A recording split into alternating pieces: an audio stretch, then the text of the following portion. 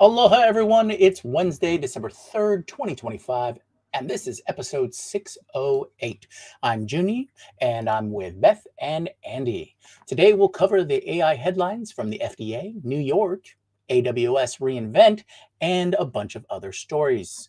Plus, a deeper look at how AI is starting to run real world systems like fusion reactors, power grids, material labs, and weather models. This is the Daily AI Show. Good morning to both of you and everyone in chat. So let's do a quick round robin of our favorite stories for today. Andy, what do you got for us? Well, let's see. There's this need for AI that's applied to embodied AI or robotics. And NVIDIA is a leader among these things. And I wanted to reintroduce a term that's like LLM or large language model, but it's the type of model that is used for robotics. And it's called a vision language action model, VLA. And NVIDIA just introduced a new such VLA as an open source model called AlphaMayo R1. It's designed for things like autonomous driving and robotics, and it integrates visual and textual reasoning to enhance decision-making in real-world environments. So that's really a new kind of model that combines training for text, language, the L part, with vision, in real-time view of what's happening around the model, and also taking actions in that context. So a whole new kind of thing that has to be built in order to achieve robots like autonomous vehicles and autonomous humanoid robots as well. That's pretty cool. And this is NVIDIA's first foray into this kind of model, right? They've had like Nematron and other. Yeah, Nemotron is their line of models that are similar, but I think this is an open source vision language action model. I believe that they have been involved in VLAs, in their sort of simulated and digital environments for a long time. Gotcha. All right. So go ahead. Sorry. That's interesting because when Meta does open source, right, they do open source because their model comes from their money model, their revenue model comes from Facebook and the other things that they own for ads and that kind of stuff. But NVIDIA's open source sounds actually kind of really interesting because it's also not associated with their revenue, but it is much closer to their vision in terms of revenue rather than just getting all the eyeballs and selling people the things, So. Yeah. So you can imagine they want, I think their motive is that they want robotics developers to use their VLA. Right. And then that puts them in a good position to sell them the Thor, which is their version of the small, mobile compute package that can operate an autonomous robot. Yeah. Gotcha. Yeah, an entry point. I can see that. Beth, what story do you have for us today? I have a story that was highlighted in Science earlier this month. It is a new artificial nose that can detect certain smells for people who don't have a really strong sense of smell. And my older sister is one of those people. If she cannot detect the scent of a leaking gas stove and those kinds of things, and that has been a real thing that has made her concerned in her life, right? So it's a little device that tells you when an odor is present, kind of the same way that a cochlear implant converts sound but for smell. Now, the science article didn't say that, it didn't mention the AI in the article, but we do know that the Daegu Gyeongbuk Institute of Science and Technology did also build a next-gen AI-powered e-nose. And basically what it does is the sensor arrays light up, and then that creates a pattern, and machine learning learns to read the pattern, which then interprets, yes, this is a smell that is a problem and you should be aware of it, or no, this is a normal kind of thing, not a problem. So I am making the leap that the science article is talking about a nose that also uses the same kind of thing with a sensor array and then pattern recognition. But it's very exciting. I agree. I agree. Cybernose, right? Cybernose, yes. Cybernose. They're developing. They've been developing like various prosthetics and various sensors. So now we've got smell, just a few more senses to work on, and then we can have a complete package. There you go.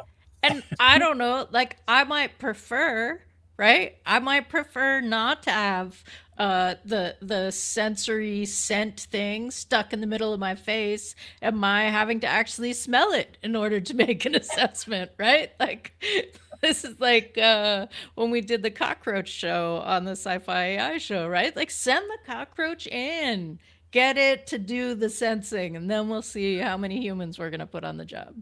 Right. Okay, well, my contribution, or at least one of them for today, is I found this story about the FDA. And so FDA is one of the larger government agencies.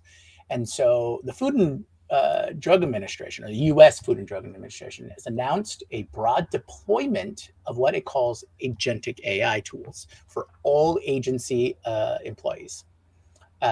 It defines agentic AI systems as those that plan and execute multi-step actions to achieve specific goals with built-in guidelines and human oversight.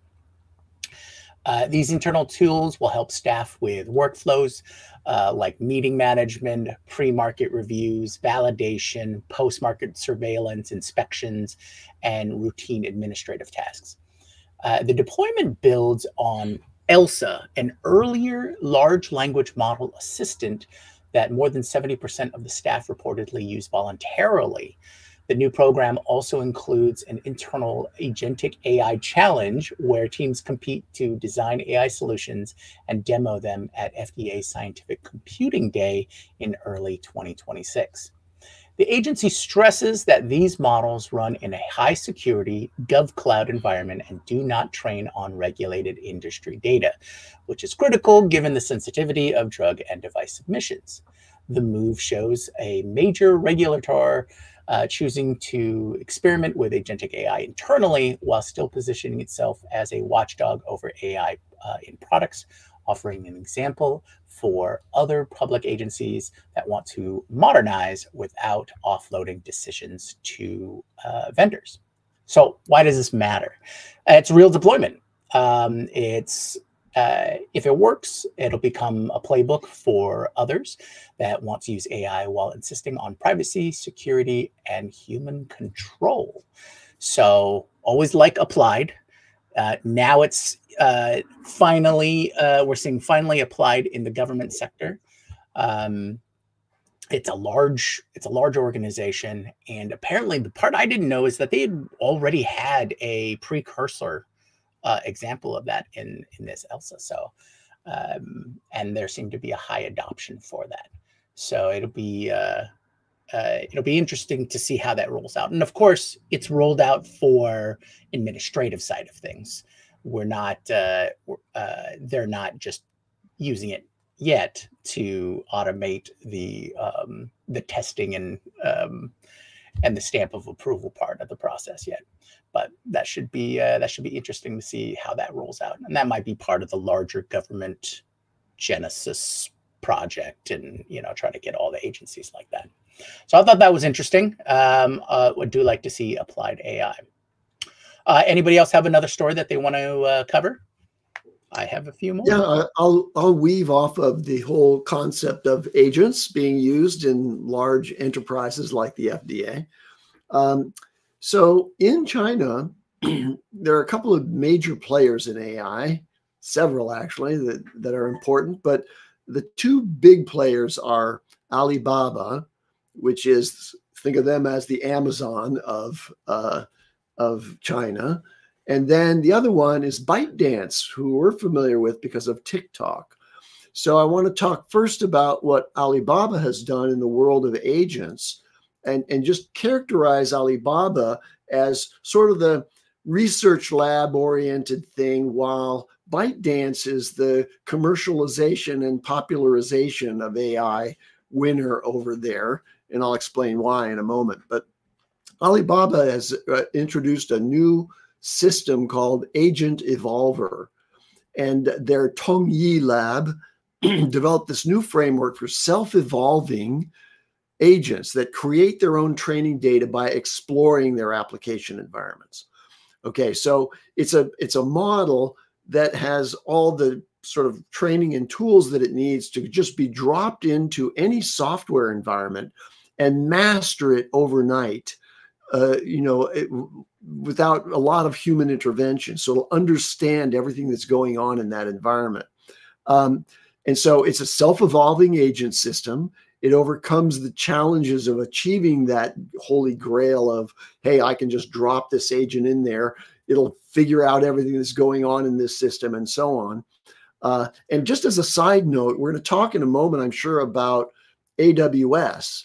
And AWS has a system that they're already deploying in certain, it was a part of their announcements at their big event that's underway right now. And we'll talk about that. But they also have a system that's being used right now to go in and do upgrading of software systems autonomously.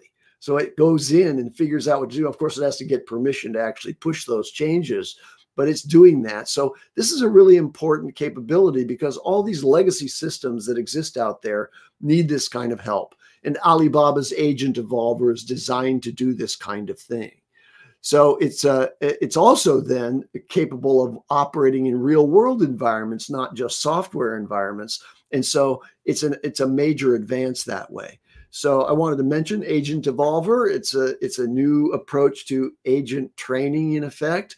It's been put forward by Alibaba. Now, the other player over there in China, which is ByteDance, they are winning in the space of like the way that OpenAI is winning with ChatGPT in the consumer market, right? I read just yesterday that approximately 70% of OpenAI's revenues come from individual consumers, prosumers, and just regular people paying for ChatGPT access. 70%. So they're making a lot of their money, and they're on a big track, of course, with 800 million weekly users. That's a really big play out there. But ByteDance is winning in China with a system called Daobao, which is a kind of bun, right? It's named after a Chinese tasty bun. And they have 172 million monthly active users in September. So that's in the scale of China's thing. It's not like the global achievement of OpenAI, but it's compared to DeepSeek's app having 145 million, and Tencent's Yuanbao, I guess also named after some kind of bun, which lagged behind with only 33 million. So globally, Daobao was ranked 4th on Andreessen Horowitz's list of the top 50 Gen AI mobile apps. So you've got, to recap, you've got Alibaba doing something very advanced in the world of enterprise in their research labs, and ByteDance winning in the consumer adoption space in China with their Daobao system. That's interesting. I would love to get my hands on, trying it out and do a comparison. I'm sure people have done side-by-side comparisons. Just get your Gemini Translate earbud on there and jump into a chat. There you go. With Daobao. I am interested in, so the Alibaba project, they did they ever say, or did you see, or did they mention what kind of research or tech track they were using? Because we've heard reinforcement learning and self-reinforcement learning, unsupervised reinforcement learning. I was just wondering if they had mentioned, like, oh, we're using this scientific principle or idea that's been floating around in research papers. Well, it is an RL-driven development environment, right? So it's using reinforcement learning, and reinforcement learning typically uses human determination of what's right and what's wrong. But the agent evolver, has its own methodology to do that. So it's all about RL in that respect, the agent evolver system. But it doesn't say specifically what kind of sort of technical stack is being used to achieve that. So it is an RL system for sure. Right. Gotcha. Okay. And is that, these have all been open source, right? Or all of the models have tended to be open source coming out of China. I'm assuming these are all available through open source as well.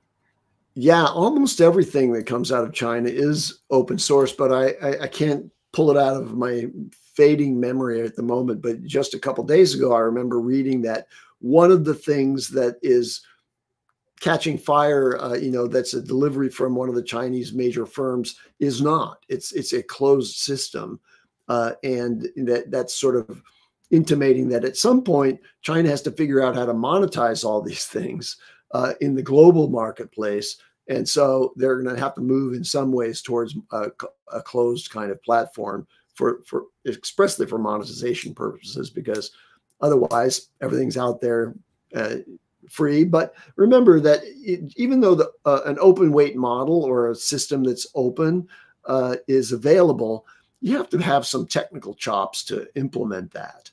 It's not like somebody can avoid paying all the time, because until and unless you're a developer yourself and you have a platform that can run these things. Sure. Unless they invent a decentralized version of a model that another $1 million idea, just voiced by Jyunmi there. Million is like pocket change these days in the world of AI. So it's I'll take it though. I'll take it. Well, but also it is a revenue play to undercut your market, right? If you can afford to do open source to the expiration of the ones that have to be profitable sooner, then you can start charging, right? True. And if everybody's comfortable with your model and that's integrated in everybody's platform, it's just a matter of implementation, right? Beth, you got another story for us? I do. I am going to riff off open source and say that Mistral, and Ministral. Okay, thank you. I was like, Mistral? Is that the same company? Mistral dropped 2 models. One of them is Ministral in their 3 series. And those are open source. People are feeling pretty good about it. The Mistral Large 3 is a mixture of experts, 675 billion total parameters, 41 billion active, multimodal, so it's got vision, language support, and 256K context window. So a player in the marketplace. And it says it's optimized for enterprise and can run on as few as 8 NVIDIA GPUs, which is also pretty decent. Yeah, so the Ministral, the smaller models, come in 3 different sizes. Yeah. 3 billion, that's small, right? Mm-hmm. And that can run on a mobile phone. Yeah. Okay, so it's a pretty competent model that can run on a mobile phone. 8 billion and 14 billion in variations like base and instruct, which is instruction following tuning. And all of them have vision capabilities. So you can imagine that Mistral, the company, is moving toward device-based open weight models that are capable of taking on vision, like a vision language action model does, like seeing through your mobile phone and or watching the screens on the mobile phone and making AI more accessible at the device level. Absolutely. And they're designed for edge devices like your phone, offline use, customization. And critically, the promo is 10x fewer tokens generated than competitors. And tokens are where the money comes from, right? Tokens are where you start getting charged for usage. So yeah, very exciting. I will also say we know a little bit more about OpenAI's models that are coming out. A little bit more released today. It looks, to recap what we said before, OpenAI, Sam Altman, told employees the company is moving into a code red surge to improve ChatGPT after Google's recent updates. And that, of course, is reminiscent of Google's own code red when ChatGPT came out and took Bard to the mat. So there's a model they're developing codenamed Garlic. And that Garlic is a larger model upgrade, and that's coming out next year. Basically, the information says it could be a 5.2 or a 5.5 type release, so it's not going to be a new number. But there is also a new reasoning model supposedly launching next week. That reportedly beats Gemini 3 on benchmarks. Now, I find this news a little confusing. Why would you release a new reasoning model that doesn't seem to be an iteration of the 5 next week and then release an iteration of the 5 in 2026? So I'm not entirely sure what we're going to see or when we're going to see it. But as Gareth has just said, it not only reasons, it fends off vampires. I'm a little confused at Garlic as the name. We've moved from stars to like foods. Is that what we're doing? I guess strawberry. Okay. All right. Well, was it announced all in capitals? Because then it's like it's an abbreviation for something, right? I believe. I don't know that these leaks are written. This may just be like, hey, it's Garlic. We don't know. Gotcha. Speaking of Gareth, he brought up a question about seeing the Claude app on your computer could set up an open model on your computer. So, Gareth, I'm not exactly sure because I haven't seen that application. What I have seen is someone get the Gemini 3 model to work in Claude Code. So, yes. So they were able to like link that or proxy that in. So if you could host a local model on your system and you were able to access that model externally, you've set up a tunnel or whatnot, then it makes sense that you'd be able to plug that in somehow. But I digress. I do have another story that could be really important for us to see if it pushes through. So a group of Democratic lawmakers has reintroduced the Artificial Intelligence Civil Rights Act. It's a bill that would treat certain AI-driven decisions as civil rights issues.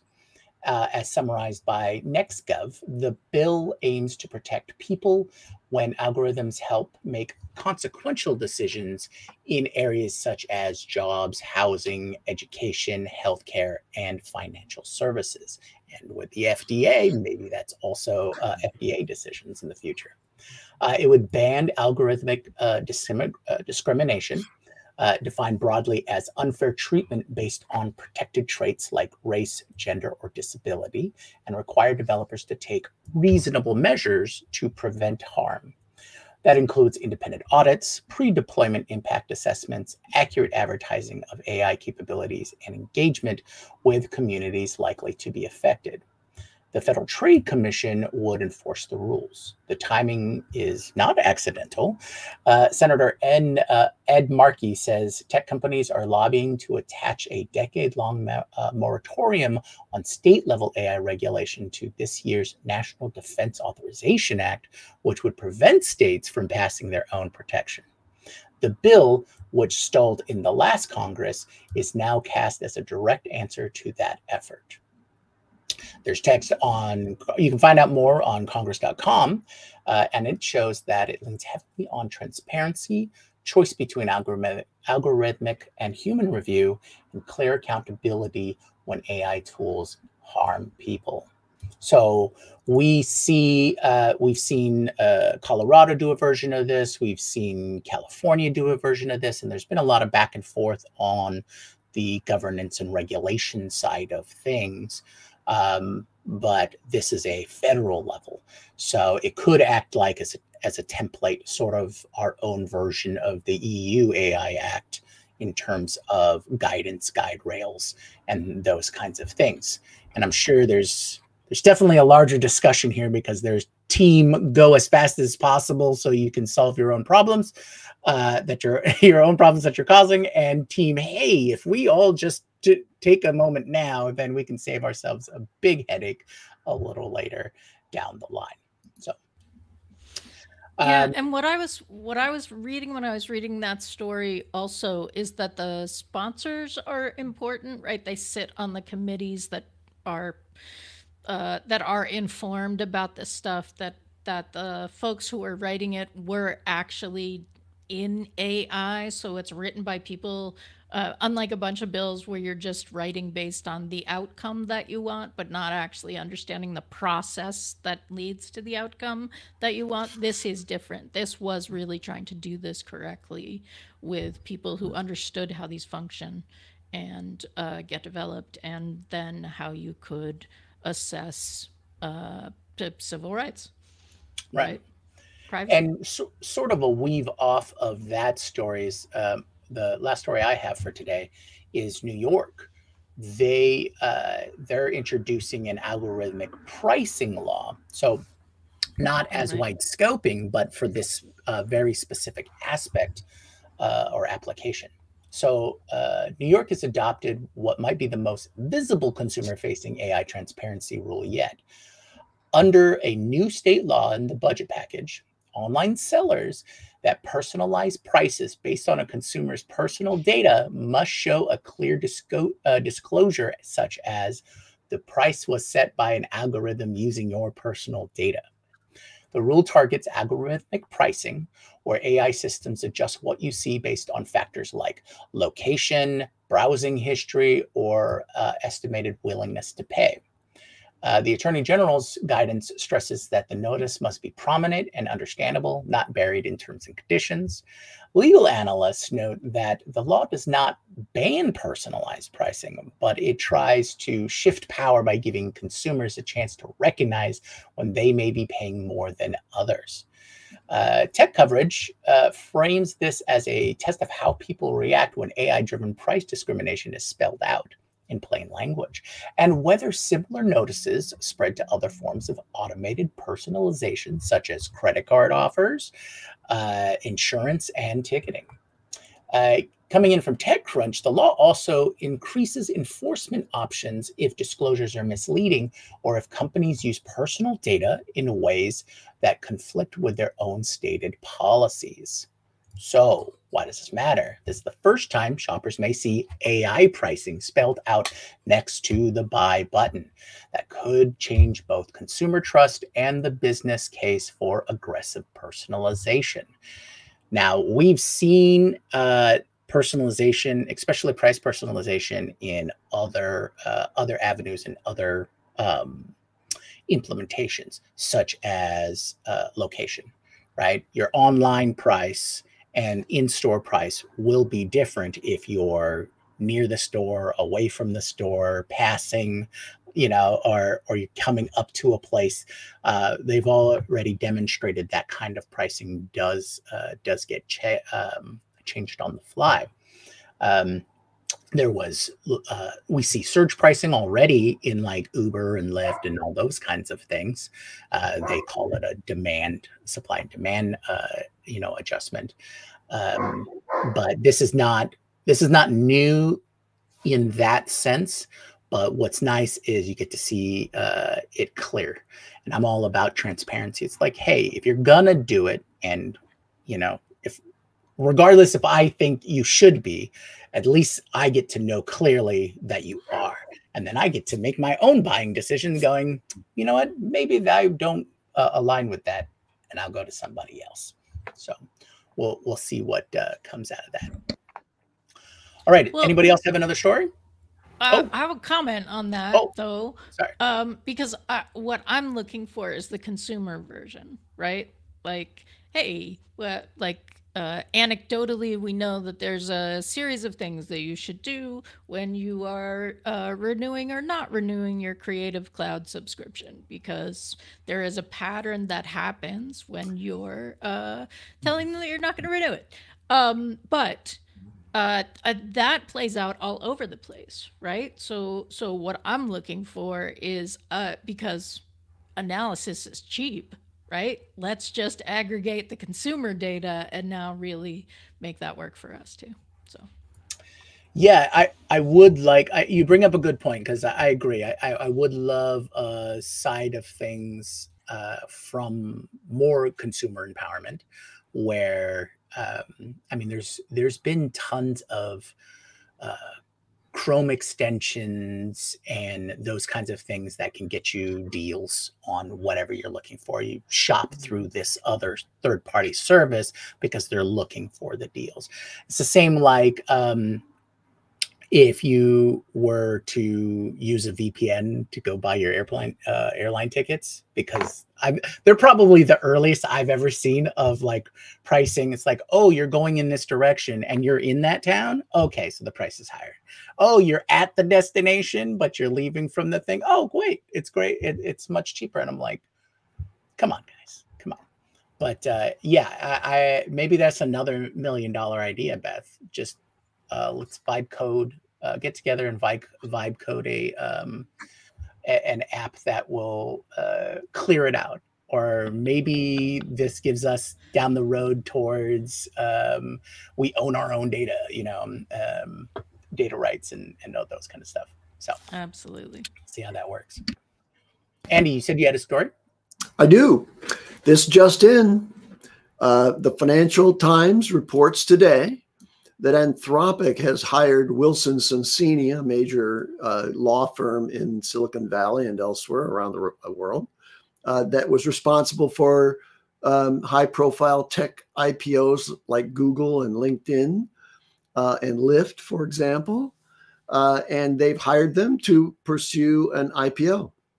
Now, that doesn't mean they're going to become a public company right away.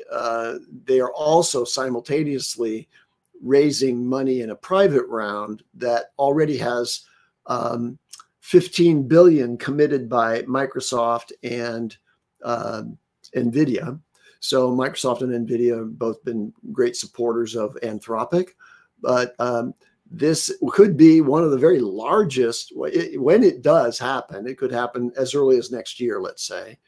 The Anthropic IPO would be a test of what the sort of the general investment community and the public interest is in investing in AI. Anthropic doesn't have as large a profile as OpenAI does, with the ChatGPT mass of users, and remember that they're doing a really good job at managing their cash flow and their road to profitability by focusing on enterprise application of their coding agent, Claude Code.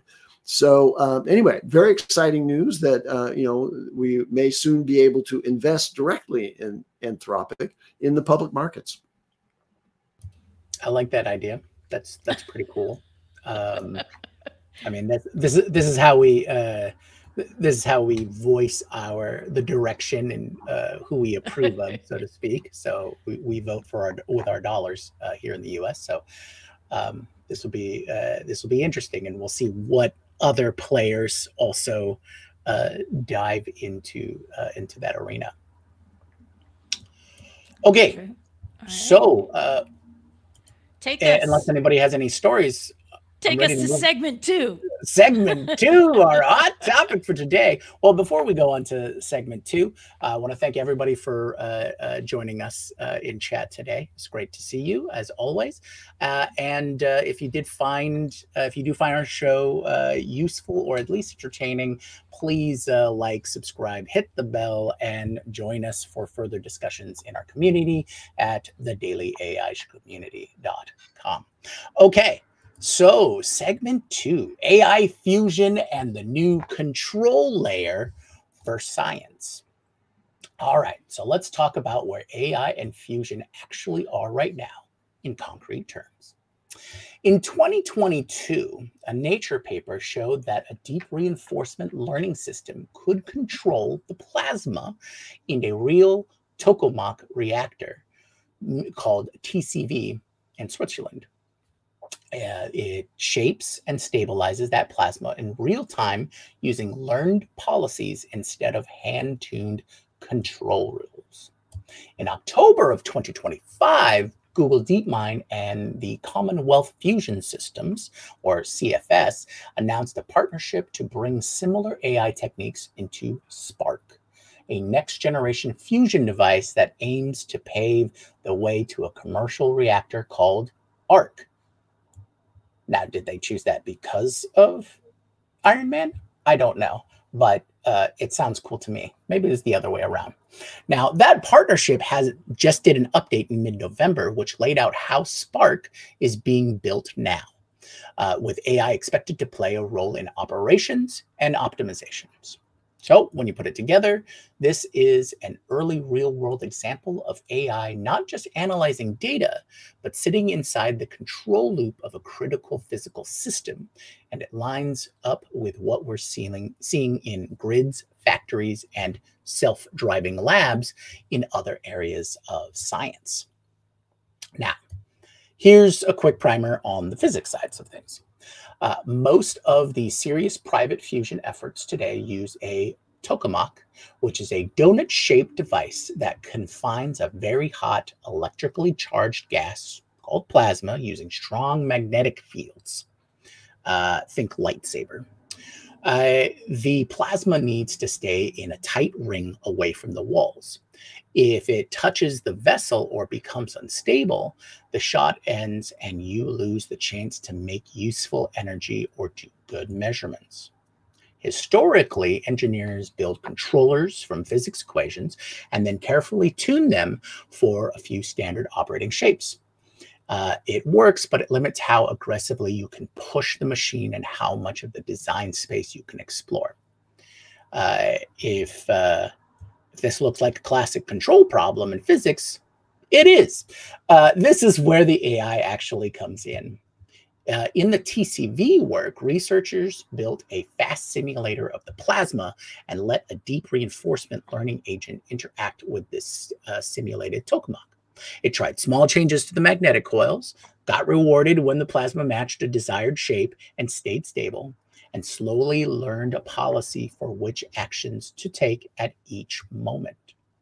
Now, after training and simulation, they transferred the learned controller to a real machine with safety limits wrapped around it.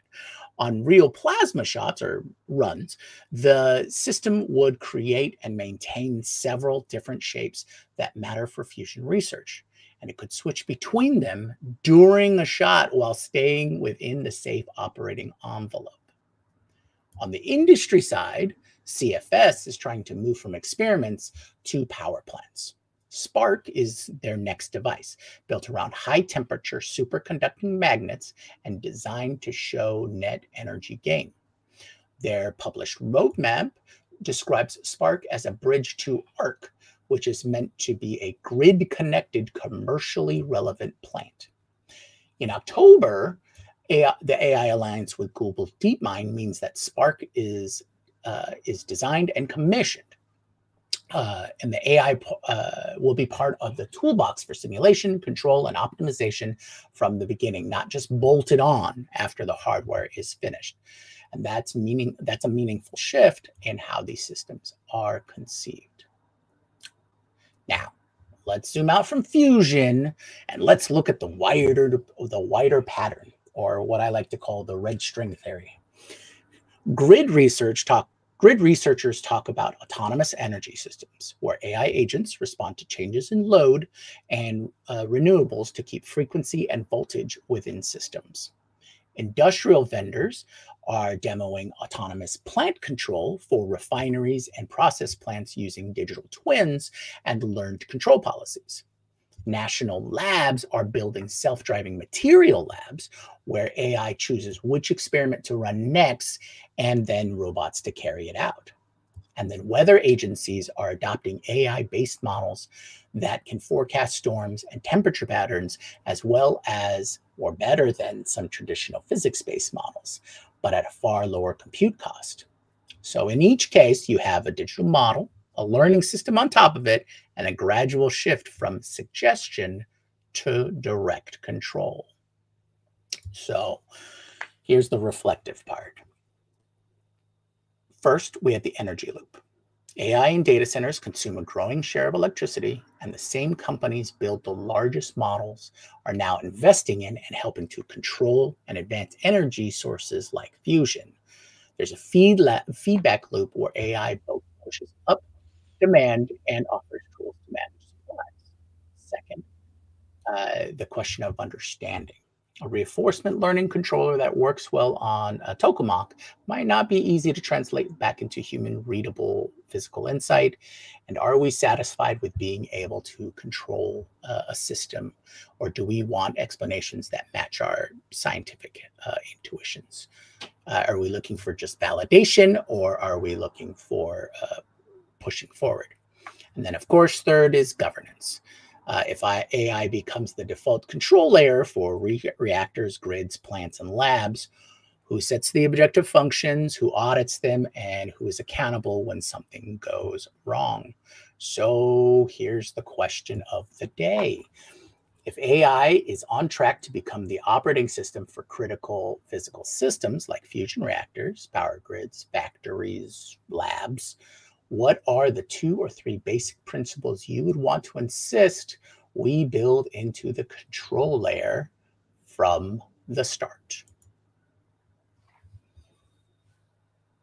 Yeah. No human harm. No, which would expand to don't mistakenly create an atmosphere that is incompatible with human life, right? Like, no human harm from a large macro view. Now, also, right, I say no human harm. Like, keep the biosphere bioing. Mm-hmm. Okay, so direct environmental impact it seems to be the largest concern for you. Yes. Okay. Because it seems like something that it seems like a Prometheus thing, right, Andy? Like, we're just watching something that is capable of learning and analyzing and assessing and creating the next experiment faster than humans are able to follow it, never mind understand it. Right? I guess I'm reacting and I'm like, holy crap, the muggles don't have a chance, right? Because I'm trying to, like, wow, what are the effects that this could create? Well, especially when you're playing with fusion, I think, there's obviously going to be interrupts to this sort of autonomous pursuit where it has control over the actual power dynamics of a fusion reaction. So, there's going to be gating steps that are human controlled for a long time, I believe.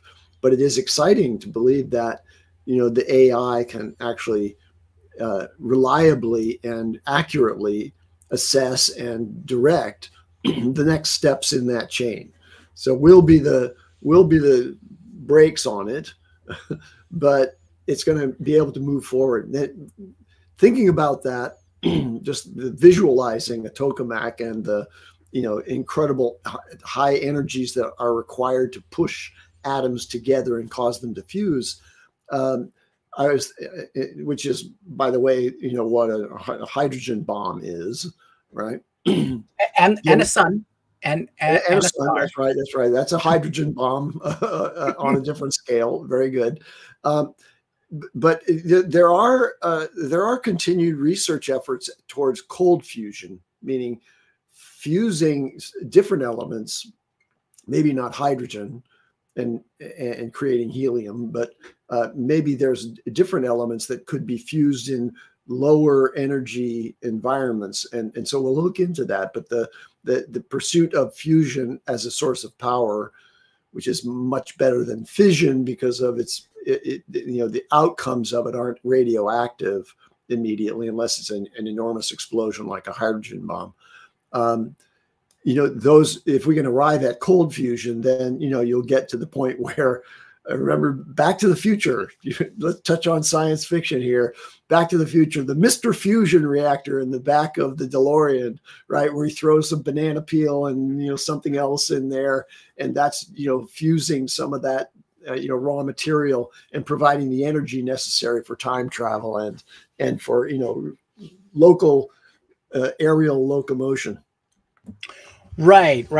So I think for me it's I see less clarity of fusion, cold fusion, mainly because fusion's just the process that happens, and the technology, I guess all of the technology pushing forward is cold fusion, because that's how you get more energy out than you put in. Right. Being able to be portable, being able to put it in anywhere and control it, and those kinds of things. So what it seems to me so far is that we're looking at environmental concerns and then governance concerns, control concerns, right? Andy, you see us as humans would be in every level of authorization, control, shutdown, sort of maybe how we apply these processes or systems to nuclear reactors, power plants, those kinds of things. Because, Beth, we don't want to see another 3 Mile Island kind of, outcome and that kind of stuff.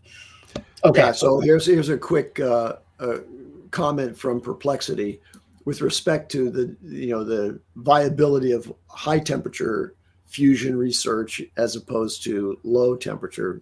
It says high temperature fusion remains the credible near to midterm candidate for power generation, while cold fusion should be treated as speculative high risk physics research. Okay. But also in all of this, now that my brain has started to work again from the what? What are you talking about?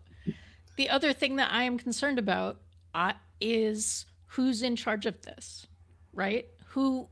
This kind of tech, honestly, I think should be for the greater good.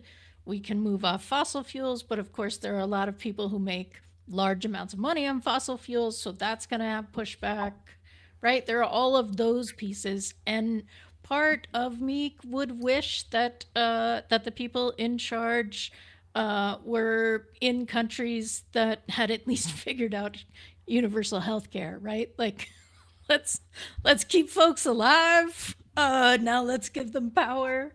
That's the part of it. Gareth mentioned somebody made Jarvis at home, right? Like, is there a middle ground there? Are we just going with the billionaires or the garage? Because I'm not sure. The garage and the billionaires all seem equal risk to me. Maybe there's like a middle ground. Let's have everybody. Let's have everybody benefit. Yeah, I think one of the things that brought up the concept as an interest point is because of recognizing some of the stories that we covered in the past, right? I like to cover AI in science, and we're seeing more and more applied AI in science. And the highlight for me is the moving from the simple applications, right? Sifting through information, or doing the mundane tests, right? Because that's where we're at with implementation right now is, oh, we have this test pattern or sequence already. So instead of just programming it by hand, so to speak, we implement AI to just keep running it, right? There are scientists running all those mundane tests just in control of a robot arm. The advancements in the research and the science, finding the new materials, looking back at our old stuff and moving forward, working in tandem to develop far-reaching applications. This is the real hype to believe in, or when it was presented to us about AI, is okay, cool. This is so energy problems solved. Cool. That solves a lot of, underscoring problems from that. And we've always talked about in medicine and, disease and genetics and all that kind of stuff. So, seeing all of these components come together, it does look like we're ready to, there's a lot of parallel development, and it looks like we're ready to reach a certain point where it's like, okay, it can do this now and reliably. So because we understand that AI moves so fast, we kind of need to be aware of and, develop the governance and control systems and thinking ahead. I think a lot of the last 3 years has been people trying to catch up with the idea of how far ahead, right? Even with developing rocketry, landing on the moon, developing supercomputers, the internet, huge, giant logistic global systems, travel, all of that kind of stuff. And most of that's been in the last 50, 70 years. And it was double that the last cycle of 100 years, and it took double that for the previous 100 years. So technology we expect to turn over every 50 years. Well, now we need to expect it to completely turn over every 5 or every 2. So I think now is that point where people are, I don't want to use the term waking up, but that realization is like, okay, we got to go. Let's start running. Everyone's got to run towards filling that gap between society and technology, which is, the goalpost is always constantly moving. So you always have to be constantly vigilant in that space. Yeah. But there's already pushback, right? There's already so much pushback. And I don't mean like, I don't mean like setting fire to Waymo kinds of things. I mean in lots of communities that I'm in that aren't associated with AI, there's like pushback, like, "Ooh, did you just say AI?" Right? And I feel like when we go so fast, we move into circumstances that like allow for myth, right? There's already the myth that every time you what is it that I've heard lately? Every time you ask ChatGPT a question, it's the equivalent of pouring out one water bottle and the plastic pollution. Like that's a meme. That's a like urban myth that's easy to understand, right? So that travels, and I feel like the harder it is to understand what's happening, the easier it is for a myth or something that has some, like, yes, we need to talk about the environmental costs. We're not saying we don't have to talk about the environmental costs. We're saying that the actual environmental costs would be good to talk about, right? Like going in sort of meme myth kind of territory is alarming to me.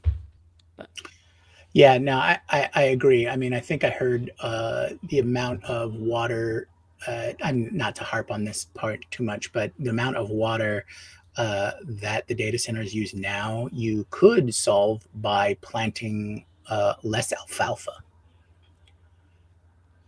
like like a 10% less alfalfa or something like that. And alfalfa is primarily grown to just use as feed. So, you know, it's like, well, I mean, stop doing this thing instead. Or what's the problem here? But I don't want to go into that too much. That digresses. But yeah, there's a point where by the time certain information is disseminated, you know, to a wide audience, our current methods of doing it, it's no longer valid information. And that's how scary advancements in AI are, in the sense that, oh, yeah, what I said just a few months ago, oh, it's beyond that already. It's like, oh, it can't do this. It's like, yeah, 3 months ago it couldn't do that. Now it does it better than I can, you know. And I think that realization is starting to turn on some light bulbs and things like that. Right.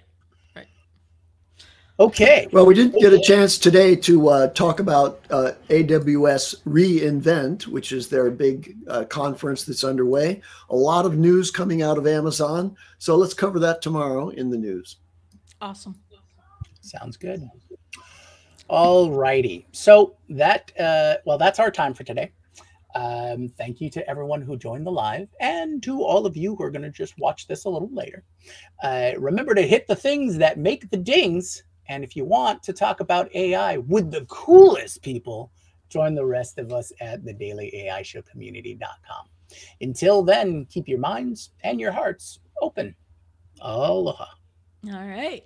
I'm going to play the closing video and leave and see if I can actually end the stream.